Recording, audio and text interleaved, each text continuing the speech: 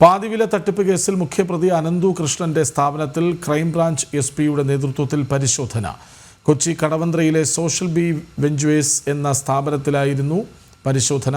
Anandakumar, Lali Vincent എന്നിവരുടെ വീടുകളിൽ ഉൾപ്പെടെ സംസ്ഥാനത്ത് 12 ഇടങ്ങളിൽ ഇഡിയും റെയ്ഡ് നടത്തുകയാണ്. അതേസമയം ആനന്ദകുമാറിന്റെ മുൻകൂർ ജാമ്യ ഹർജി പരിഗണിക്കുന്നത് 27-ാം തീയതിയിലേക്ക് മാറ്റി. വിവരങ്ങളുമായി കൊച്ചിയിൽ നിന്ന് ജിജീഷ് കരുണാകരനൊപ്പം ചേരുന്നു. ജിജീഷ്, പരിശോധന, റെയ്ഡ് ഒക്കെ നടക്കുന്നുണ്ട്. അതായത് പാതിവില തട്ടിപ്പ് കേസിൽ പ്രതികൾക്ക് മേൽ കുരുക്ക് മുറുകുന്നു അല്ലേ?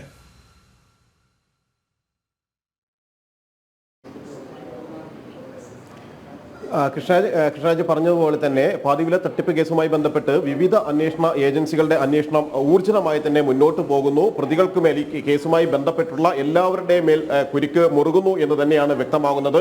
ഒരു ഭാഗത്ത് ക്രൈംബ്രാഞ്ച് അന്വേഷണം പുരോഗമിക്കുന്നു. അതേ ഘട്ടത്തിൽ തന്നെ മറുഭാഗത്ത് എൻഫോഴ്സ്മെന്റ് ഡയറക്ടറേറ്റും ഊർജിതമായ അന്വേഷണത്തിന്റെ ഭാഗമായി വ്യാപകമായ റെയ്ഡുകളിലേക്ക് കടന്നിരിക്കുന്നു. സംസ്ഥാനത്തിന്റെ വിവിധ ഭാഗങ്ങളിലായി 12 കേന്ദ്രങ്ങളിലാണ് ഇപ്പോൾ റെയ്ഡുകൾ തുടരുന്നത്. പ്രധാനമായും NGO കോൺഫെഡറേഷന്റെ ആജീവനാനന്ദ ചെയർമാനായ ആനന്ദകുമാർ, കോൺഗ്രസ് നേതാവ് അഡ്വക്കേറ്റ് ലാലി വിൻസെന്റ് എന്നിവരുടെ വീടുകൾ, ഫ്ളാറ്റുകൾ, ഓഫീസുകൾ എന്നിവിടങ്ങളിലും അനന്തകുമാറിന്റെ ഫ്ളാറ്റിലും ഓഫീസുകളിലും അടക്കമാണ് ഈ പരിശോധനകൾ നടക്കുന്നത്. വിവിധ യൂണിറ്റുകളിൽ നിന്നുള്ള കൊച്ചി, കോഴിക്കോട് യൂണിറ്റുകളിൽ നിന്നായി 60-ഓളം ഉദ്യോഗസ്ഥന്മാരും ഒപ്പം തന്നെ ഈ ആളുകൾക്ക്, ഈ പ്രതിപട്ടികയിലുള്ള ആളുകൾക്കും ഒപ്പം തന്നെ സാമ്പത്തിക ഇടപാടുകളിൽ ഭാഗവാക്കായ ആളുകൾക്കുമെല്ലാം തന്നെ അക്കൗണ്ടുള്ള ബാങ്കുകളുടെ, സ്വകാര്യ ബാങ്കുകളുടെ അടക്കമുള്ള പ്രതിനിധികളും ഈ പരിശോധനകളിൽ പങ്കെടുക്കുന്നുണ്ട്. അന്വേഷണ സംഘം കൂടുതലായും പരിശോധിക്കുന്നത്, ഈ റെയ്ഡിന്റെ ഭാഗമായി പരിശോധിക്കുന്നത്, ഇതിൽ പങ്കാളിത്തമുള്ളതായി പ്രാഥമികമായി തന്നെ കണ്ടെത്തിയിട്ടുള്ള ആളുകളുടെ അക്കൗണ്ടുകളിലേക്ക് എവിടെ നിന്നെല്ലാം പണം എത്തിയിട്ടുണ്ട്, അനന്തകൃഷ്ണൻ ഇവർക്ക് പണം നൽകിയിട്ടുണ്ടോ, തിരിച്ച്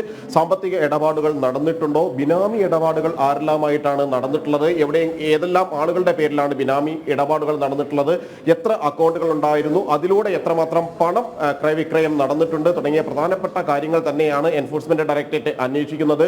ഈ പണം കൈപ്പറ്റിയിട്ടുണ്ടെങ്കിൽ, അനന്തകൃഷ്ണൻ സാമ്പത്തിക തട്ടിപ്പിലൂടെ കള്ളപ്പണമായി സമാഹരിച്ച പണം അത് കൈപ്പറ്റിയിട്ടുണ്ടെങ്കിലും എൻഫോഴ്സ്മെന്റ് ഡയറക്ടറേറ്റിനെ സംബന്ധിച്ചിടത്തോളം അത് എൻഫോഴ്സ്മെന്റ് ഡയറക്ടറേറ്റിന്റെ കേസിന്റെ ഭാഗമായി മാറുകയും ചെയ്യും. ഒപ്പം തന്നെ അന്വേഷണത്തെ നേരിടേണ്ടി വരും. ഈ ഒരു ഘട്ടത്തിലാണ് പരിശോധനകൾ ഇപ്പോഴും തുടരുന്നത്.